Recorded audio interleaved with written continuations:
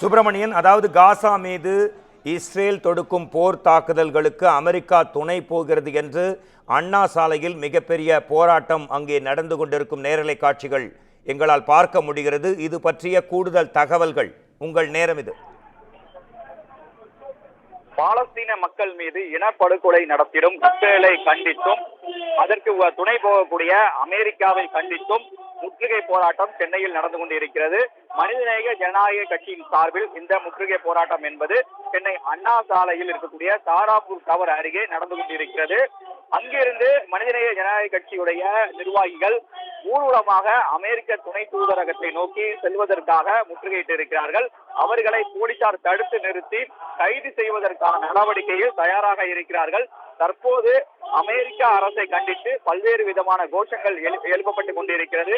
குறிப்பாக பாலஸ்தீன மக்கள் மீது இனப்படுகொலை நடத்திடும் இஸ்ரேலை கண்டித்தும் அமெரிக்க அரசை கண்டித்தும் இந்த கோஷம் என்பது எழுப்பப்பட்டுக் கொண்டிருக்கிறது. கொட்டும் மலையில் இந்த போராட்டம் தற்போது நடந்து கொண்டிருக்கிறது.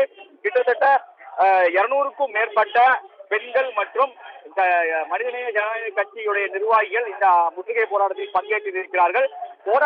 போராட்டம் காரணமாக அண்ணா சாலையில் டான்ஸ் ரோடு சாலை முழுவதும் போக்குவரத்து நிறுத்தப்பட்டிருக்கிறது. அது மட்டுமல்லாமல் அண்ணா சாலையில் போக்குவரத்து நெரிசல் ஏற்படாமல் இருப்பதற்காக 100க்கும் மேற்பட்ட போலீசார் பாதுகாப்பு பணியில் தற்போது ஈடுபட்டுக் கொண்டிருக்கிறார்கள்.